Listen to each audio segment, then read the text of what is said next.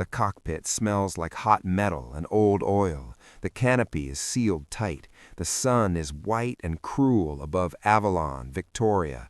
And then the engine catches with a sound that isn't the familiar American whine people expect from a Sabre, but something deeper and throatier, something that feels like it has weight and hunger. A British Rolls-Royce Avon swallowing air like a predator and making the whole airframe tremble as if the machine has suddenly become alive. Outside, even the shape looks wrong in a way only experts notice, because the air intake is bigger, almost aggressive, and it has to be, because Australia has just done something that on paper should not work, something that sounds like arrogance until you realized it was survival.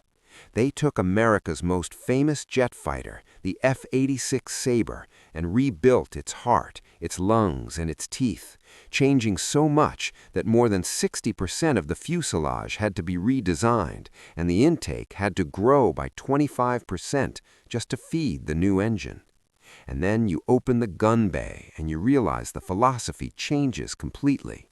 Because America loved volume and reassurance, 6 50 caliber machine guns, a river of bullets and a wall of noise that could sandpaper the sky, while Australia chose brutality and consequence.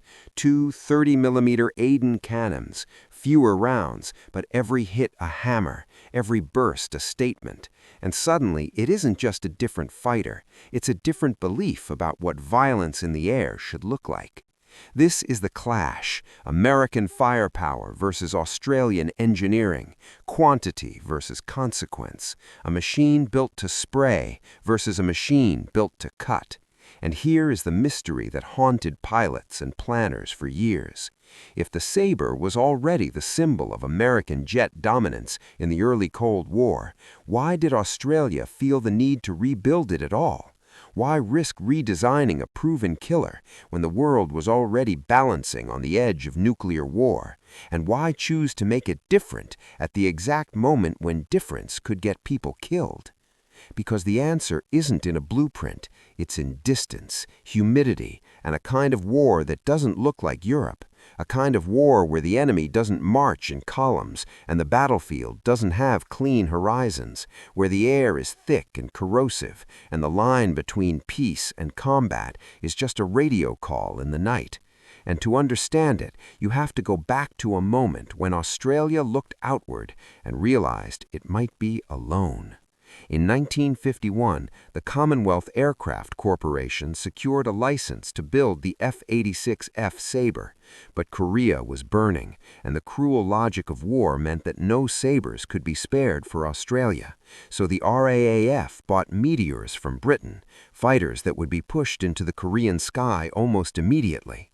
And Australia still needed a modern jet that was fast, reliable, and able to stand guard far from home, because the Cold War didn't just threaten Berlin, it threatened the Pacific, it threatened Southeast Asia, it threatened every airfield that sat like a lonely dot on a map. This is where lineage matters, because the men who would later fly the CAC Sabre were not daydreamers. They were inheritors of a harsh lesson that Australia's wars were rarely fought in neat, decisive lines. They were fought at the edge, in far places, in climates that corroded metal and morale, and often under someone else's strategic umbrella, until that umbrella moved. And so the CAC Sabre became more than an aircraft. It became an argument that Australia could take a famous American design and tailor it for the kind of war Australia feared most, a sudden regional crisis where distance, logistics, and independence mattered. And the engineering decision that defined everything, the decision that made the Americans raise their eyebrows, was the engine. Because the Avon turbojet was capable in theory of more than double the maximum thrust and double the thrust-to-weight ratio of the U.S. engine used in the F-86F, but it was shorter, wider, and lighter, which sounds easy until you realize it forces you to redesign the aircraft around it. And this is where the hard routine begins, because engine swaps aren't plug-and-play, they are surgery, they are rewiring the nervous system. The CA-27 Sabre, also called the Avon Sabre, became a machine where the original American blueprint was only the start, because it needed a new intake, a changed fuselage, increased fuel capacity, cockpit changes, and then the cannons, two 30mm ADENs, replacing the iconic Sabre machine guns. The prototype, designated the CA-26 Sabre, first flew on 3 August 1953. And in that first flight, you can almost hear the thought in every engineer's mind. If this works, we will have created something rare, a locally built jet fighter adapted for our needs, carrying a different philosophy of violence. And deliveries began in 1954, and in total, 112 CAC Sabres would be produced between 1953 and 1961. But this story isn't just about numbers. It's about what those numbers meant in the dark theater of Malaya. Because by 1958, Australia's air commitment to Malaya increased significantly, and RAAF squadrons were based at Butterworth in Province Wellesley, North Malaya, training for roles in the Strategic Reserve, and among them were fighter squadrons flying Sabres. Now imagine Butterworth, the air thick, the tarmac shimmering, and beyond the perimeter fence, the jungle beginning like a green wall that swallows men. Because this isn't the clear sky of Korea. This is war, where the enemy can disappear under a leaf canopy, where targets are not factories but camps, where an aircraft designed for dogfights must learn to hunt shadows. In the late 1950s, CAC Sabres flew operational missions during the Malayan emergency, including ground attack sorties against communist insurgents, and one of the last operational missions of that emergency carries a cold cinematic detail. 12 Sabres, 6 from No. 3 Squadron and 6 from No. 77 Squadron, strafed jungle camps near Bentong in northern Pahang after those camps had been bombed by RAAF, RAF, and RNZAF Canberras. And if you really understand jungle war, you understand what that sequence means.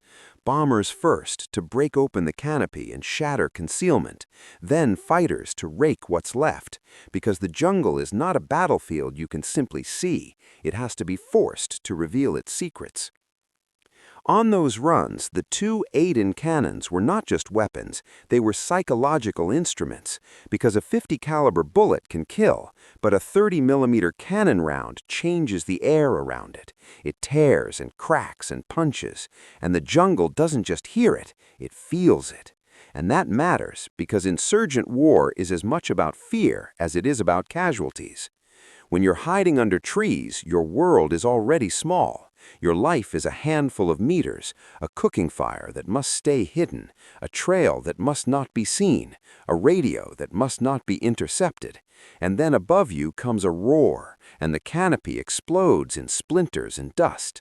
Two cannons firing in pairs, slamming rounds into the earth like chisels. And it doesn't feel like being attacked by a machine. It feels like being judged by something you can't touch. The Sabre pilots had to fly low enough to see through gaps, but high enough to survive small arms fire. They had to pick a line, commit, and trust the aircraft, because in the jungle, hesitation is death, and seconds matter. Because at roughly 450 knots, a jet crosses a football field in less than half a second, and a pilot's decision window is measured in heartbeats. So you don't aim the way you do in a gunfight. You predict, and you place the aircraft's future position into the present, and then you squeeze. And the ADENs were built for that brutal truth that you might only get one good pass. But here's the twist, because even as the CAC Sabre was proving itself in ground attack and regional defense, the Sabre's real role was evolving, because after the Malayan emergency ended formally on July 31, 1960, the Sabres remained in Malaysia at Butterworth, and their mission shifted from striking insurgent camps to protecting airspace, because the jungle war was fading and another confrontation was rising. The aircraft of No. 78 Wing, based at Butterworth, carried out patrol and interception duties during the Indonesian Confrontation, and they were there waiting for a different kind of threat, one that came not from under trees, but from across the sea. And there's a detail that reveals just how tense it was. From August 1964 onward, CAC Sabres responded several times to incursions by Indonesian MiG-21 fighters, but the Indonesian aircraft always turned back before crossing the international boundary. And that is Cold War warfare in its purest form. Because the fight doesn't happen, but everyone knows it could, and the fear sits in the cockpit like an extra crew member. Imagine being a Sabre pilot scrambling from Butterworth.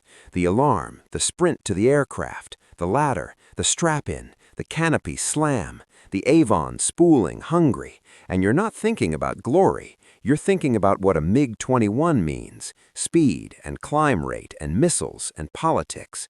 And you're also thinking about something else. You're flying a machine the world underestimates because it looks like an F-86, but it isn't. It is the Australian Sabre. And this is where the phrase Australian engineering beat American firepower becomes real. Because the CAC Sabre wasn't built to be different for vanity. It was built to be different for survival. The Avon engine change meant the aircraft had to be reworked dramatically. It meant Australia controlled its own production line. It meant Australian industry learned to do complex jet manufacturing. And it meant the RAAF had a fighter that wasn't just imported, it was owned. And even the variant history tells a story of adaptation, because the early Sabre Mk-30 used an Avon 20 and had leading-edge slats. Later aircraft were modified into Mk-31 standard, and the final Sabre, Mk-32, used the Avon 26 and was built up to 1961. And this wasn't static manufacturing, this was evolution. The lesson of wartime industry learned in peacetime. Build, test, modify, improve. And the hard routine wasn't just for engineers, it was for pilots stationed far from home, living in tropical heat, training for a war that might never come, and then suddenly launching for one that might. And that kind of service grinds men down in a different way, because there is no triumphant parade, no clear front line, just patrols and scrambles and long stretches of boredom punctured by moments where your hands move automatically because your mind is trying not to think about the consequences. And still the Sabre kept flying, it kept firing, it kept doing what it was built to do. In the closing stages of the Malayan emergency, the Sabres at Butterworth were used in operations like the Ben Tong strike, 12 aircraft strafing jungle camps after bomber attacks, and those missions would become historic in their own right, because they were the last operational missions flown by RAAF fighter aircraft for more than 40 years. And think about that. An Australian-built Sabre, reborn with a British engine and British cannons, becoming the last RAAF fighter to fire in anger for decades. That is legacy carved into tropical air. And then, like all machines of war, the Sabre became a chapter that ended. Because the CAC Sabre was introduced in 1954 and retired from the RAAF in 1971.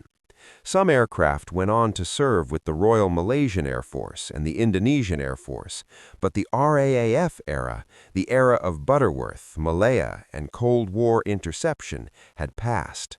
And now comes the part that lingers, because wars are often remembered through their loudest weapons, their biggest bombs, their greatest kill counts, but real history is often carried by quieter victories. The CAC Sabre didn't win a famous war alone. It didn't become a global icon like the American Sabre, but it did something more subtle. It proved that a middle power could take a great power's weapon and reshape it into something uniquely suited for its own strategic reality. It proved that independence isn't always a flag or a speech. Sometimes independence is an engineering drawing. Sometimes independence is an intake that grows by 25% because your engine demands it. Sometimes independence is replacing 6 machine guns with 2 cannons because you believe in impact over volume. And what does the jungle think of all this? Nothing. The jungle reclaims everything. airfields become grass, concrete cracks, metal rusts, and the places where those 30mm shells struck become trees again, because victory whispers and time erases the noise. But the lesson remains sharp as an ADEN round. Humility beats arrogance, adaptation beats imitation, and sometimes the greatest strength is not having the most firepower, but having the courage to rebuild what everyone else assumes is already perfect. So here's the question, earned and meant to haunt you a little. If you were an Australian engineer in 1951, watching Korea burn, knowing no sabres could be spared, would you have dared to redesign a legend, or would you have accepted what you were given and hoped it was enough? If you were in Australia back then, would you take the risk or choose the safe option? Tell me in the comments, and for more grim, real stories like this, subscribe.